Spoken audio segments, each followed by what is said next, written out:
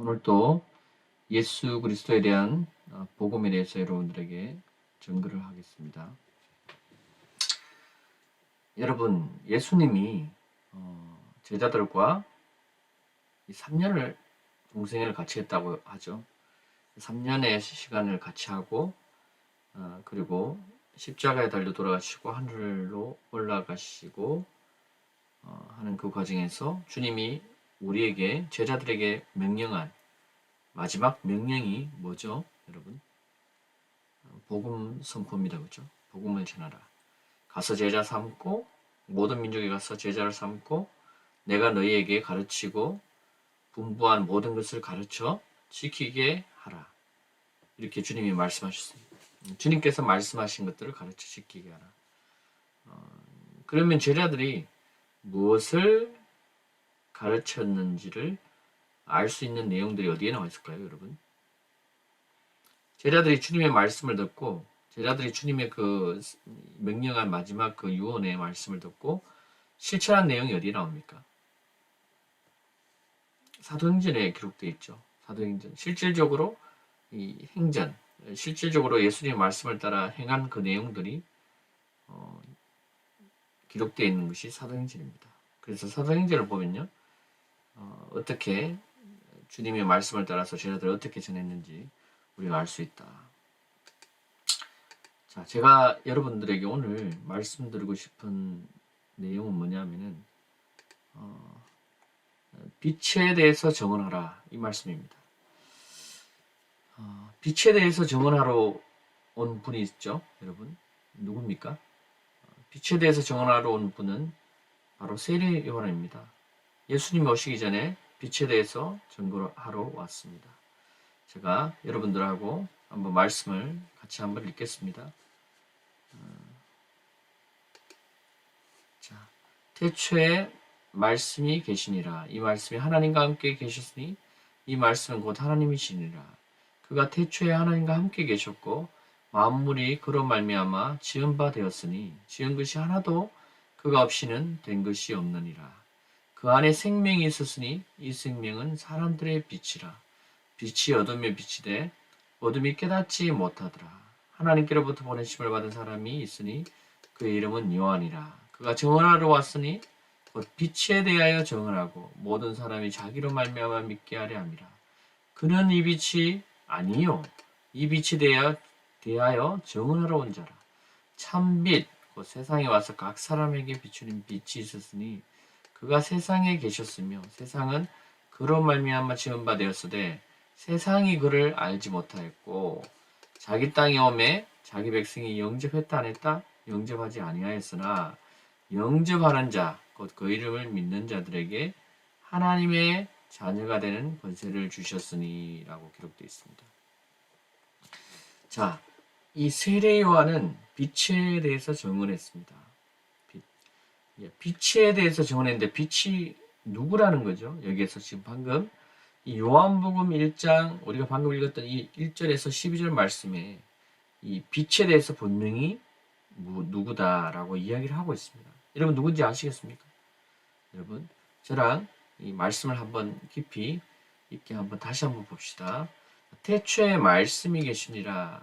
태초의 말씀은 어떤 말씀인가요? 창세기 1장 1절의 그 말씀입니다. 하나님이 말씀으로 천지를 창조한 내용들이 창세기 1장과 2장이 쭉 나오지 않습니까? 태초에 하나님 말씀이 계시죠. 그 말씀. 하나님 그 말씀으로 이 모든 걸 창조하시죠. 근데 그 말씀이 누구다? 하나님이다 라고 이야기하고 있죠. 그죠? 여러분 여기까지 왔습니까?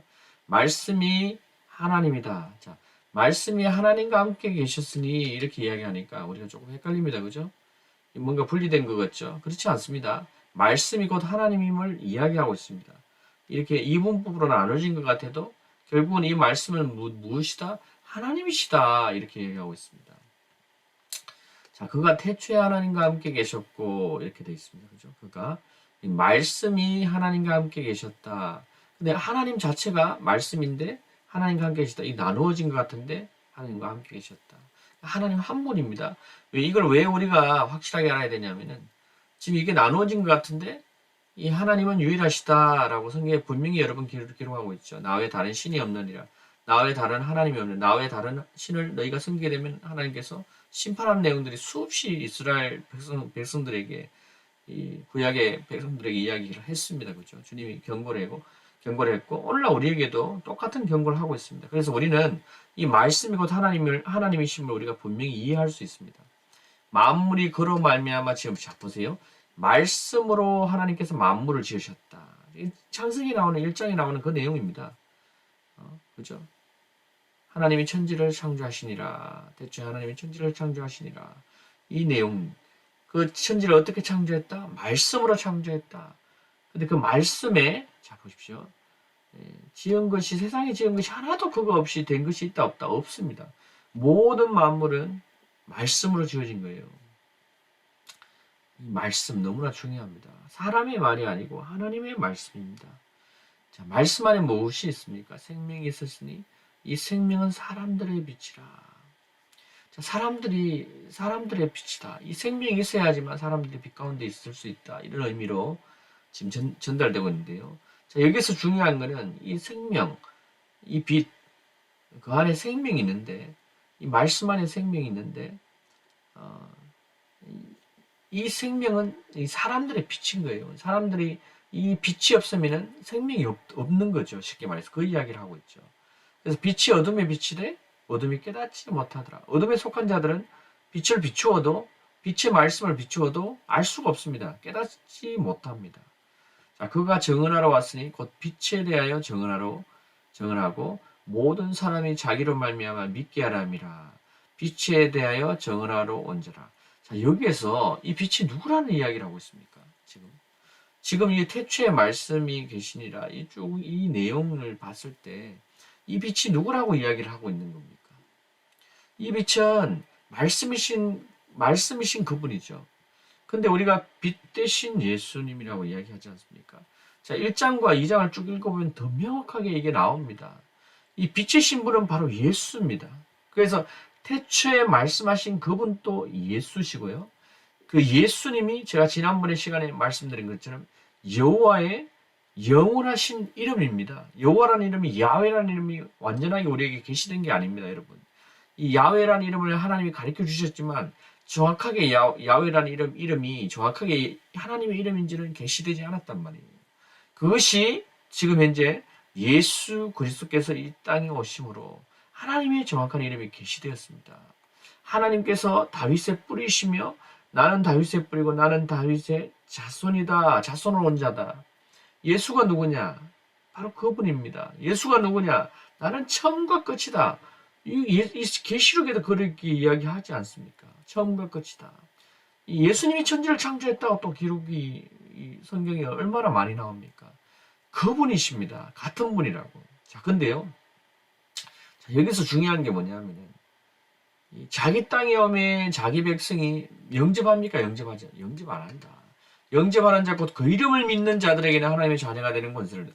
여러분, 하나님의 자녀가 되는 권세를 주는 게 예수 이름 믿고 하나님의 자녀가 되는 권세를 준다는 이 말씀이 아니라 예수가 누군지를 알고 믿는 자들에게 하나님의 자녀가 되는 권세를 준다는 이야기를 하고 있습니다. 여러분, 영접이라는 게 어떤 걸 여기서 의미합니까? 빛이 누군지, 빛 되신 분이 누군지를 우리가 믿는 것이 영접입니다. 우리가 그분을 믿을 때 우리 마음에 영접한다. 우리 입술로 고백하고 마음으로 믿어 이르고 입으로 고백함으로 구원에 이르니라. 그러므로 우리가 하나님의 자녀가 되는 권세를 주님께서 주신다. 이 이야기를 하고 있다는 거예요. 이게 어떻게 또 제가 여러분들에게 확증을 드릴 수 있냐면은, 자 보십시오. 이 요한복음 1장 23절에 뭐라고 이야기되어 있습니까? 이르되 나는 선지자 이사야 말과 같이 주의 길을 걷게 하라고 광야에서 외치는 자의 소리로라 하니라. 여러분, 이사야서의 기록에 보면요, 그 예수 그리스도의 징표, 예수 그리스도 오심에 대해서 이야기를 하고 있는데, 이 이사야서의 기록에 42장과 43장과 47장까지 쭉 읽어보면요, 이 그분이 누구다? 결국은 나 외에 다른 신이 없다. 나 외에 다른 구주가 없다. 이것을 이사야에게 수없이 반복을 합니다.